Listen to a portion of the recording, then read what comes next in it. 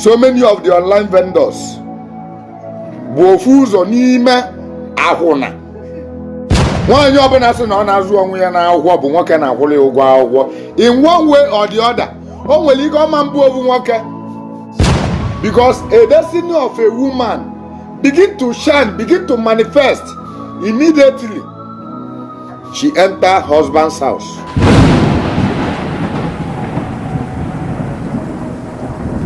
Ibe iji maka ya wee bịa tata anụnwa bụ maka alụmdi na nwunye, marriage. Uwe oyibo emego anya anyị wetara ozi na ike na-adị n'azị. Ma mụ na-eme ka mgba gị na mgbawa dị n'ike bụ mma ka ọ chọrọ ya. Ewepụ mgbawa dị n'ike ike ama ndị mma n'anya. Ewepụ mgbawa dị n'ike ike ahịa adịrọ mma n'anya. Megodi imagine ọ bụ na mgbawa adịrọ n'ike, kedu ka ike ya adị? Ike adị ka isi ụkwa.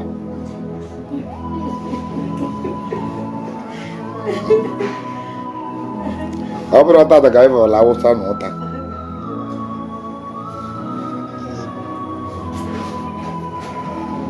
Mbọsị enu bụ anọ ọsa. Ọ bụkwa n'ibe nna akụzili gị bụ omenala.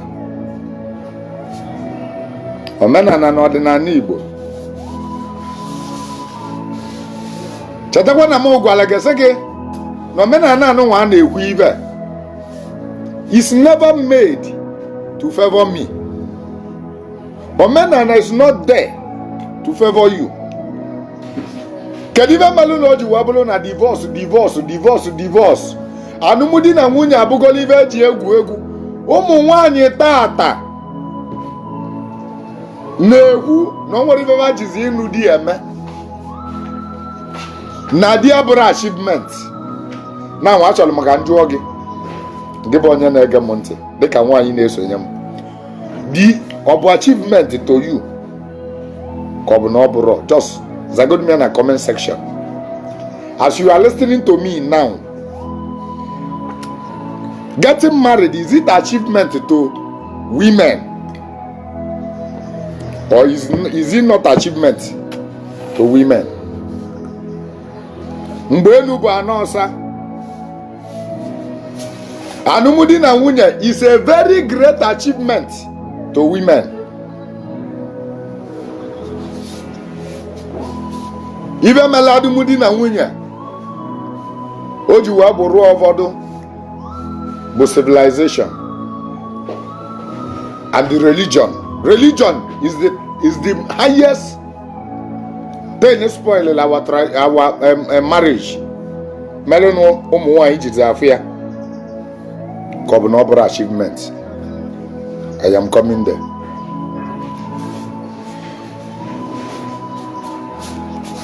Achọrọ m ka m gwa gị nke bụ onye ọma na-ege m ntị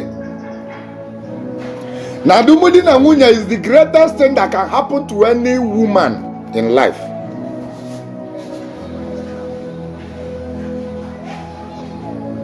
Ụfọdụ ụmụ nwaanyị na-ebigheli aka ba adịrị afụ eli.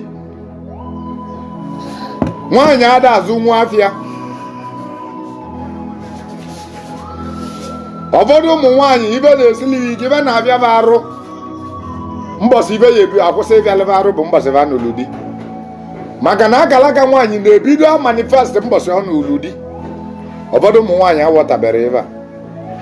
Onye ka o ji wee bụrụ na ụfọdụ many of ụmụ nwaanyị na-elive from hand to mouth. No matter how you dream, that your dream will never come true except you are married. Many. Mana in this very one na-ekwu ibe a, there are some category of women that is not destined to marry. Those one even are very, very successful without marriage.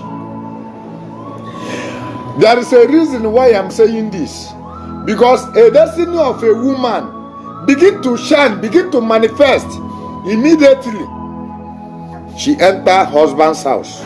Ọ bụla onye ya azụ abịa, mgbe afọ ka abịa ga-ebido wee bụ omume. Ọ bụla onye wude talented, mgbe ka talent ya ga-ebido wee pụtaba ihe. Ọ bụla onye na-abụ ọ na-alụ ọrụ, ọ na-akpata 11 naira, mgbe afọ ka o ebido akpatazi 100 naira. This is spiritual. It's not a physical thing. Many of you will not understand it. Ụfọdụ ụmụ nwaanyị na-claim na ba bụ self Espanyol maọbụ self employee maọbụ self na fa na-elive onwe. Nobody is sponsoring them. They are living fake life. Maka na onye ba na-eli na-abịa bụ nwoke, most especially married men. Nwaanyị ọbụla sị na ọ na-azụ onwe ya n'akwụkwọ bụ nwoke na-akwụrụ ya ụgwọ akwụkwọ. In one way or the other, o nwere ike ọma mbụ obu nwoke. Ịma na ọzọ mere na nwa Nsugbe sị na ndị ọcha jidere ori gụọ onye aba dị iche iche. O wee lụzie na akwụna bụ ekewe kwuo onye. Emechego ụmụ nwaanyị kewezi akwụna kpọba ibe dị iche iche. Ụfọdụ na-akpụ ya hookup. Ụfọdụ na-akpụ ya hustling. Ụfọdụ na-akpụ ya kadiva na-akpụ ya kadiva na-akpụ ya ibe aba na-asị na aba na-ele online. Online vendor. Thank you. Online vendor. So many of the online vendors bụ ofu ụzọ n'ime akwụna. So many of them, I did not say all, so many. About 80% of online vendors bụ ofu ụzọ na akwụna. You want to go? So many of them. Otu agabasi wee na-abụ ije agwụ ya ọkọ gị ọnụ. 95% of women na-anya moto tata. Ọ bụ na ọ bụrụ mpi agụ ilie, na ọ bụrụ nwanne ya gilie, mana 95% bụ ụmụ nwoke ndị ifefa bata na akwụna ka na-anya. Moto fa na-anya bụ ifefa bata na akwụna. 95% I did not say all. Remember, 95% bụ akwụna ka ji anya moto. Only 5% ji aka make the money. Nke mazi ebe iso. Ịchọzi iso na 95% isolu. Kama na mụ na-agba gị the pure truth about it. I did not say all before you come for me. I did not say all. I will a genuine working class ladies. Most especially ndị a na-anụ rodi. Most especially ndị a na-anụ bedi. The single ones. The reason why Ibaja agwa gị na marriage is a scam. But never need everlasting freedom. Follow marriage as being in cage. I cannot be somebody's slave. Slave. Now we want to really talk about this marriage in the spiritual aspect.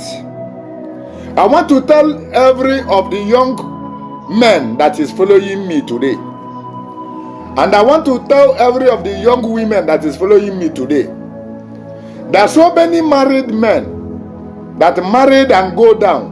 Marriage is one of the things that brought men down. 70% of our men, after getting married, they go down, but they could not rise up again because of marriage. So many ladies, they could not give birth in their husband's house because of the so-called family or the so-called person that they married. Only something he was a layman about marriage. Marriage is a blessing. And marriage is a curse to some people. I am coming. Every marriage is not blessing. It's not everybody that goes into marriage that will be blessed. Some people will go into marriage and they will be cursed. I want to tell you for you not to make a mistake. The only legalized marriage, spiritual, according to my custom and tradition, is traditional marriage. Marriage is a covenant between the spiritual and the physical.